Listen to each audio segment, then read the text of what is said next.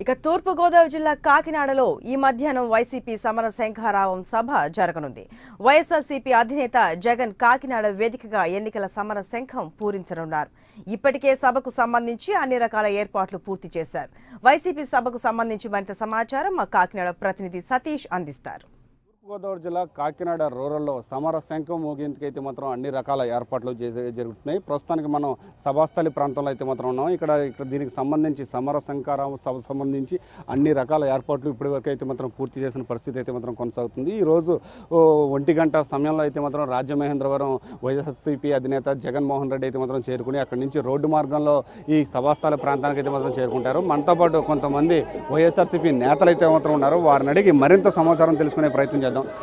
చెప్పండి మేడం, ఈ సమర శంఖారావ సభ ఏ విధంగా జరగబోతుంది? సమర శంఖారావం సభ చాలా విజయోత్సవ సభ కంటే ఎక్కువగా చేస్తున్నామండి.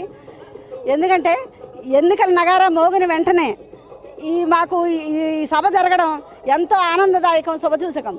ఎక్కడా జరగనంత ఇది మాకు తూర్పుగోదావరికి వచ్చిన అదృష్టం అండి. తూర్పుగోదావరి అంటేనే మార్పుకి ఒక నిదర్శనం అన్నమాట.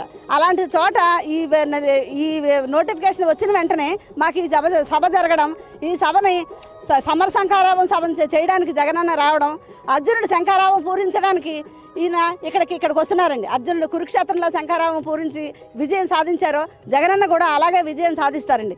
ఈ ఎన్నికల సంగ్రామం ఎంత యుద్ధ సమయాన్ని మరిపించేలా జరుగుతుంది. కానీ మా విజయం మాత్రం మా వైఎస్ఆర్సీపీదే, జగనన్నదే. చెప్పండి, ఇప్పుడు అంటే సుమారుగా ఈ సభలో అంటే ఈ సభ అందరికీ కూడా కీలకమని చెప్తున్నారు. అలాంటి కీలకమైన సభలో ఏ విధంగా ప్రసంగం ఉండబోతుంది, ఏ విధంగా జగన్మోహన్ రెడ్డి ఏం ప్రసంగిస్తారని చెప్పి ఆశిస్తున్నారు?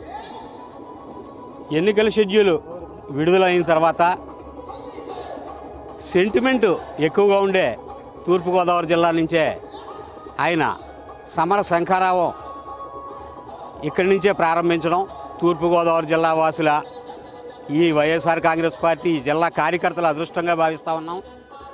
ఎందుకంటే ఇప్పటికే ఎన్నికల సమయం ఇంకా 30 రోజులు మాత్రమే మిగిలి ఉంది.